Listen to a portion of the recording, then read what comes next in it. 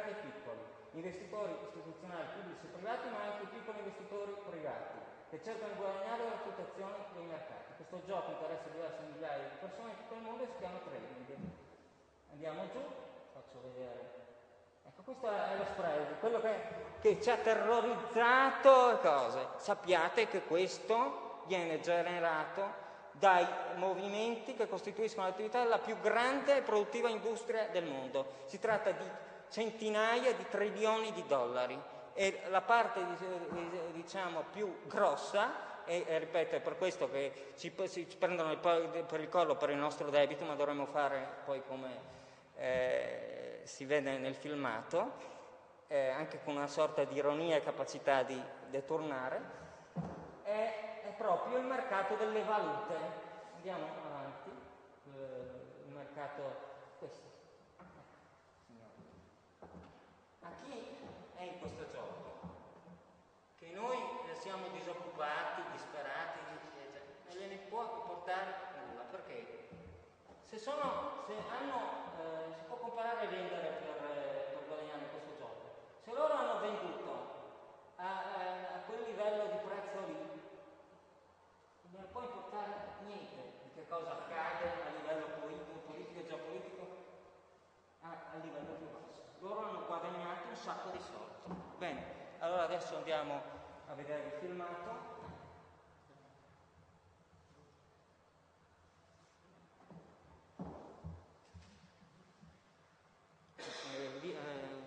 Per favore l'audio.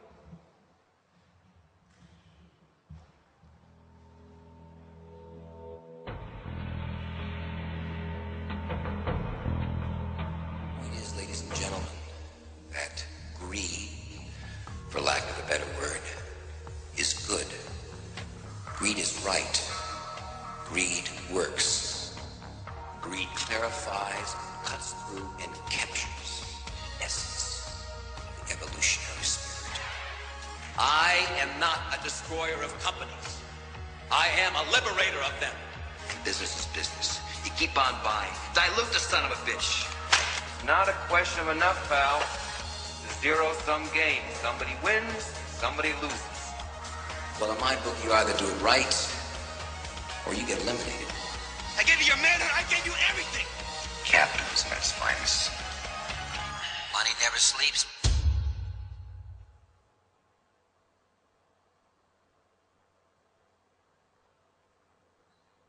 Because markets are ruled right now by fear.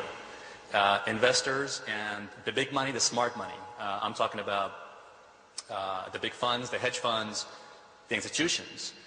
They don't buy this rescue plan. They basically, they know the market is toast. They know the stock market is finished. The euro, as far as they're concerned, they don't really care. They're moving their money away to safer assets, like treasury bonds, 30-year bonds, and the US dollar. So it's not going to work. We keep hearing that whatever the politicians are suggesting, and admittedly it's all been rather woolly so far, isn't right. Can you pin down exactly what would keep investors happy, make them feel more confident? That's a tough one. Personally, it doesn't matter. See, I'm a trader. I don't really care about that kind of stuff. I go with what if I see an opportunity to make money, I go with that. So for most traders, it's not about. We don't really care that much how they're going to fix the economy, how they're going to fix the whole situation. Our job is to make money from it. And personally, I've been dreaming of this moment for 3 years. I have a confession, which is I go to bed every night, I dream of another recession. I dream of another moment like this. Why? Because people don't seem to maybe remember, but the 30s depression, the depression in the 30s, wasn't just about a market crash. There were some people who were prepared to make money from that crash. And I think anybody can do that. It isn't just for some people in the elite. Anybody can actually make money. It's an opportunity. When the market crashes, when the euro and the big stock markets crash, if you know what to do, if you have the right plan to set up, you can make a lot of money from this. For example, hedging strategies is one. Then investing in bonds, treasury bonds, that sort of stuff. If you could see the people around me, jaws have collectively dropped at what you've just said. I mean, we appreciate your candour, however, it doesn't help the rest of us, does it, or the rest of the Eurozone? Say this, listen. I would say this to everybody who's watching this. This economic crisis is like a cancer. If you just wait and wait thinking this is going to go away, just like a cancer, it's going to grow and it's going to be too late. What I would say to everybody is get prepared. This is not a time right now to wishful thinking the government is going to sort things out. The governments don't rule the world. Goldman Sachs rules the world. Goldman Sachs does not care about this rescue package, neither does the big funds. So actually, what I would actually tell people, I want to help people. People can make money from this. It isn't just traders. What they need to do is learn about how to make money from a downward market. The first thing people should do is protect their assets, protect what they have. Because in less than 12 months, my prediction is the savings of millions of people is going to vanish. And this is just the beginning. So I would say be prepared and act now. The biggest risk people can take right now is not acting. Alessia Rastani, thank you very much for talking to us. Do you dream about the economy at night? I try not to. Yeah.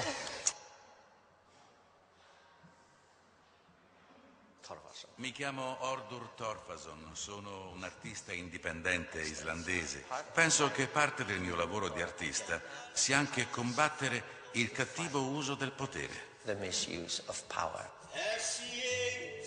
A 66 anni, Ordur Torfason è diventato il leader della rivoluzione silenziosa contro la finanza globale. È successo in Islanda, 320.000 abitanti su una superficie grande un terzo dell'Italia. Nell'ottobre del 2008 falliscono le 3 maggiori banche del paese. Travolte dalla crisi dei subprime, non riescono a ripagare i creditori stranieri e vengono nazionalizzate dal governo del conservatore Geir Haarde. Come da prassi, il governo in bancarotta accetta gli aiuti del Fondo Monetario Internazionale e dell'Unione Europea per far fronte ai debiti. 3,5 miliardi di euro che intende chiedere agli islandesi con una manovra fiscale da 100 euro al mese a famiglia per 15 anni. Ma alla socializzazione del debito l'Islanda risponde di no. 14 settimane di manifestazioni portano alle dimissioni del governo, a nuove elezioni e a un referendum. Con il 93% dei voti, l'Islanda decide di non pagare i debiti contratti da banche private nei confronti di altri privati.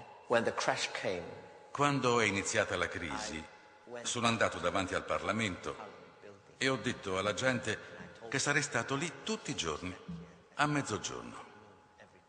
Credo che fosse il 17 ottobre del 2008. Chiedevamo al governo di dimettersi, ai vertici della Banca Nazionale di dimettersi e ai vertici delle autorità di supervisione monetaria di dimettersi. Queste erano le nostre 3 richieste. Ci avete mentito, ci avete ingannato. Noi non abbiamo più fiducia in voi.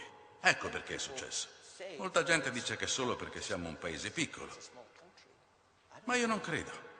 Penso che sia una questione di strategia. Se inizi, vai avanti e non ti arrendi. Lei è un esperto di economia o finanza? No, sono una persona molto semplice su queste questioni. Ma non c'è bisogno di studiare economia per capire quando ti stanno fregando. Stavo vivendo in uno dei paesi più ricchi del mondo. Ma dove stava questa ricchezza? Tutti stavano chiedendo denaro in prestito. Questa non è ricchezza. È una catena. La gente comune può occuparsi di finanza e di economia pur non avendone le competenze? Noi non dobbiamo capire l'economia. Siamo la società. Noi assumiamo delle persone, li chiamiamo politici. Li assumiamo perché abbiano a che fare con la gente della finanza, ma non per diventare i loro migliori amici, volare insieme sui jet privati, far festa con quei bunga bunga o come si chiamano. Qui in Islanda siamo una miniatura, siamo solo 300.000. È molto facile vedere attraverso le cose. Secondo me quello che è successo è che ci sono poche persone che governano, che possiedono tutto, che hanno preso tutte le aziende, costruito, comprato, costruito. Ed è tutto sparito. Loro hanno sistematicamente rapinato il paese. Cosa è rimasto? Noi, i cittadini islandesi, che dovremmo pagare i loro debiti. È come un ladro che ruba tutto e poi ti manda pure il conto. Beh, noi diciamo no. Molto semplice. Voi pagate. I ladri devono pagare e assumersi le loro responsabilità. Il più delle volte sapevano di fare dei pessimi contratti. Ho passato il messaggio, adesso andiamo all'ultimo filmato. Voi tutti avete... Quindi abbiamo una guerra, non si combatte come si combattevano le guerre di una volta. Tra l'altro nel messaggio c'è una bellissima reminiscenza di Churchill su come cambiano anche, si scambia il modo di combattere le guerre, però siamo sempre in una sorta di guerra, in una sorta di equilibrio poi precario, quindi dagli anni 70 le cose sono cambiate dal punto di vista tecnologico e anche le modalità e anche forse gli attori, però la sostanza dello stato di guerra, di equilibrio precario non è cambiata.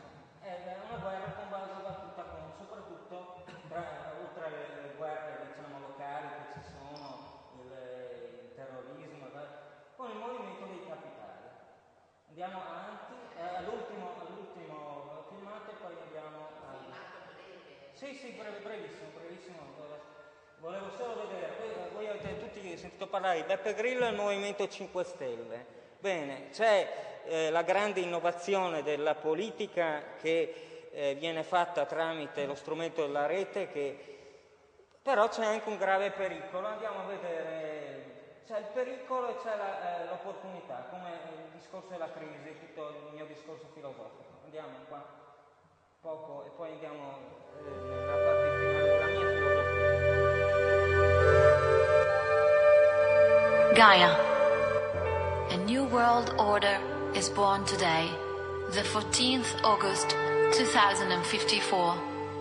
Racial conflicts, ideological conflicts, religious conflicts, territorial conflicts belong to the past. Every man is a world citizen, subject to the same law.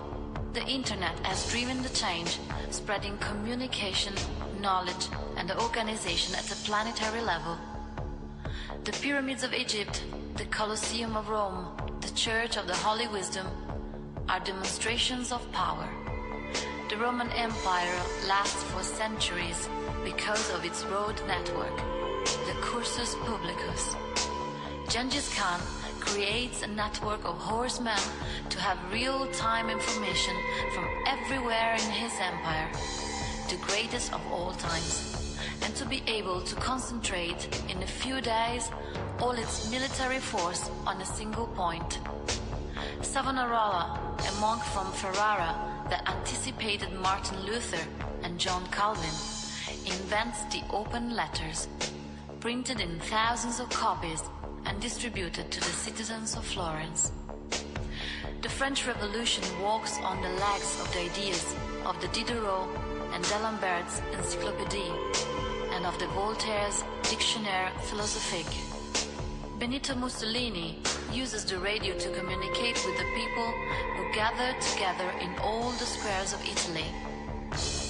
The movies of Leni Riefenstahl give a great popularity to Adolf Hitler. The first live transmission of the sessions of the House of Commons in the United Kingdom is broadcast by BBC Radio in 1975. At the beginning of the 21st century, the fate of the world is still determined by Masonic, religious and financial groups. 130 of the most influential personalities of the world, the Bilderberg Group, have a private meeting every year to discuss the future of the world economy. Before the net, communication, knowledge and organization belong to the power. With the net, they belong to all the people. 1998, Move On, a political site, launches a campaign in favor of Bill Clinton with 1 million emails sent to the Congress of the US. 1999, in Seattle, thousands of activists protest against WTO thanks to the internet. 2002, a coup d'etat in Venezuela fails. Chavez is back as president because of the information diffused on the internet and via SMS. 2004, Howard Dean, an unknown governor of Vermont, becomes a pretender to the White House. He creates a worldwide network of supporters with the internet platform Meet Up and communicates with millions of persons through his blog, blogforamerica.com. In many states like China, Iran, Malaysia and Singapore, the net is under control. 2007, in Italy, V-Day is the biggest political event that has ever been brought together by using the internet. It's coordinated through the blog of the famous Italian comedian Beppe Grillo. 2 million people pour out onto the streets to demonstrate in favor of a clean-up in parliament. 2008, Obama wins the primary elections against Hillary Clinton. He collects more funds than any other candidate directly from the citizens using the net. Obama wins the US presidential elections. At the Web 2.0 summit in San Francisco, Al Gore declares that the problems of the world, like the global warming, can be solved only by the cooperative intelligence of the people on the internet. 2018. The world is divided into two main areas. The West, with direct democracy and free access to internet. China, Russia and the Middle East, with Orwellian dictatorship and controlled access to the internet. 2020. Beginning of the Third World War that lasts 20 years. Destruction of the symbols of the West, St. Peter's Square, Notre Dame de Reims, Sagrada Familia, use of bacteriological weapons, acceleration of climate change and rising of the seas of 12 meters, starvation, end of the fossil fuel era, reduction of the world population to 1 billion people. 2040. The West wins. Net democracies triumph. 2043. Grassroots movements emerge all over the world to manage local problems related to energy, food, environment, health. The planet is split into thousands of communities linked by the net. 2047. Everyone has his identity in a world social network created by Google called Earthlink. To be, you must be in Earthlink. Or questo è un futuro che può essere anche molto drammatico, si deve interpretare, secondo me, con l'animo appunto situazionista, cioè sapendo sempre trovare la possibilità di rovesciare le cose. Andiamo nella parte finale, i 3 punti della mia filosofia. Sì, abbiamo spiegato tutto quanto, andiamo avanti. Questi sono i miei interlocutori filosofici con i quali parlo. Avanti. Abbiamo già parlato di tutto questo. Ecco. Il mio sistema, dialettica olistica e creativa. Appunto, dialettica, saper vedere l'unità nella molteplicità anche tramite questa capacità di rovesciare le cose. Andiamo.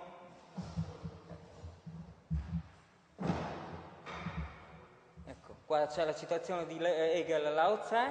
Andiamo avanti. La totalità di cui parlava la professoressa magistralmente, avanti, e qua la creatività, cioè noi adesso siamo in grande pericolo ma abbiamo anche grandissime possibilità che ci può dare la tecnologia, noi dobbiamo esserne consapevoli e padroni e tramite la nostra capacità umana utilizzare questi strumenti come un pittore o un artista utilizza la tela o lo scalpello, cioè l'animo dell'artista, l'animo creativo, anche con lo strumento tecnico più sofisticato e anche apparentemente più l'ultima parte. Ecco.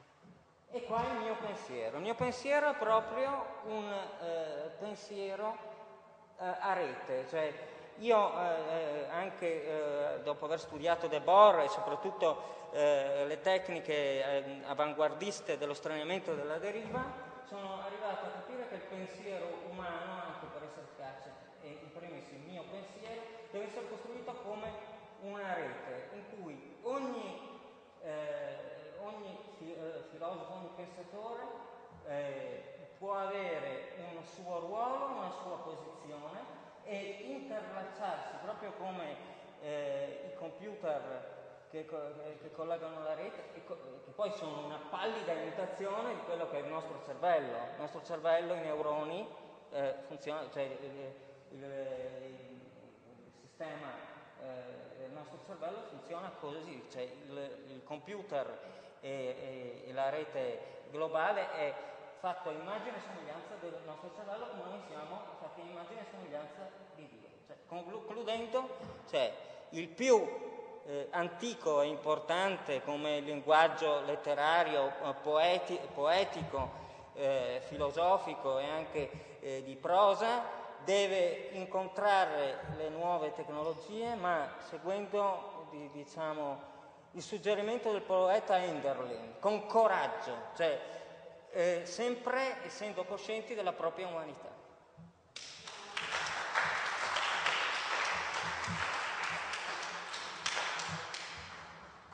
Bravo, veramente. Andiamo a casa arricchiti di tante nozioni. Auguriamo naturalmente a questo libro successo, anche per la presentazione che ci sarà a Roma, e quindi complimenti veramente da parte mia, delle socie del gruppo scrittori, degli amici che sono stati questa sera, e un grazie al collaboratore di Malpensa che ci ha mostrato queste bellissime immagini. Abbiamo anche rispettato i tempi. Sì, perché adesso qua se no ci buttano fuori. Comunque